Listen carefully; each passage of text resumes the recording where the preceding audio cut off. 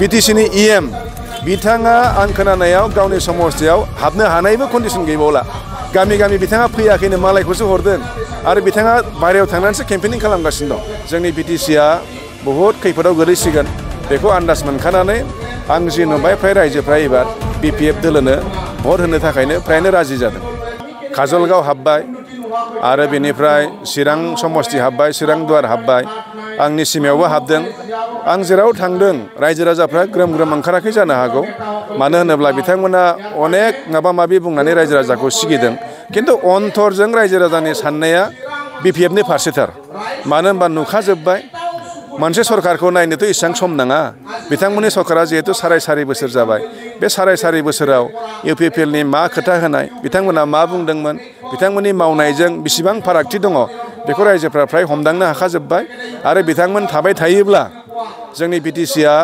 बहुद खैफोदाव गोलैसिगोन बेखौ आन्दाज मोनखानानै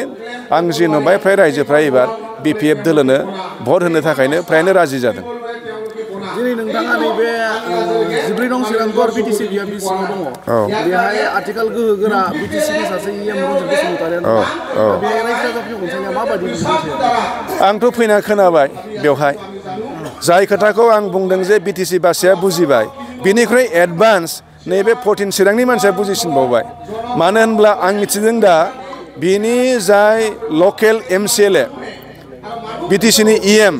बिथाङा आं खोनानायाव गावनि समस्थियाव हाबनो हानायबो कन्डिसन गैबावला गामि गामि बिथाङा फैयाखैनो मालायखौसो हरदों आरो बिथाङा बायरायाव थांनानैसो केम्पेनिं खालामगासिनो दं अब्लाथ' आरो बुजिनो मा बाखि दंबावो ओंखायनो आं एबार बिसास दङ बे 14 चिरां दुवाराव BPFआ खोब मोजां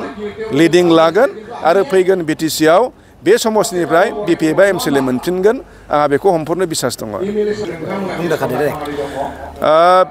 दा जाय बिथांमोननि UPPL BJP बिथांमोनाथ' गिखादों आरो बिनि प्रमानखौ MP आवनो मोनखाबाय MP आव बिथांमोना खुनु फैदे देरहायामोन बहुद कौशल बाहायबाय रां रुफा बाहायबाय सिगिसग' खालामबाय बेयावसो देरहादों ओंखायनो बिथांमोना फुरा गिखादों फुरा सिरियास जायनि जाउनाव दिनै माने बिथांमोना मा होनगोन दिसपुरनिफ्राय हायार लायै बेहाय मानसि लाबोनो गोनां जादों खिन्थु जेबो खामानि जायाखै मैया आं खोनादों मोनसे गामि मामोन बियो बे जायगायाव आसामनि मन्थ्रि अशोक सिंघाल बिथाङा फैदों मिटिं खुंनो हायाखै सासेबो रायजो ओंखाराखै होमबा सासे केबिनेट मन्थ्रि फैसेयावबो जुदि सासेबो मानसि ओंखाराबा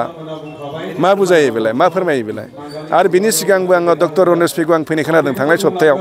मा जायगामोन बे आं बावबाय निसिमा समस्ति बेहायबो 6-7 जननि बारा मानसि ओंखाराखै अब्ला जेखि मानसि लाबोआ मानो बायह्रानिफ्राय फैनानै बेवहाय रावखौबो बुरखायफैनो हाया मानसिफ्रा गासिबो गुबै खोथाखौ हमनो हाजोबखाबाय फ्रायनि गोसोआनो एखेबारे बेयावल' दं दा जों बोरै BTCखौ बासायनो हागोन नैबावसो बांसिन सिरियास रायजोआ बे खोथाखौ बयबो स्पस्ट आरो ओंखायनो बेवहाय बायह्रानिफ्राय फैनानै अनेक खोथा बुंफैया मानो फिसा फिसौ स्किमजों बुरखायनानै हक थगायनानै हक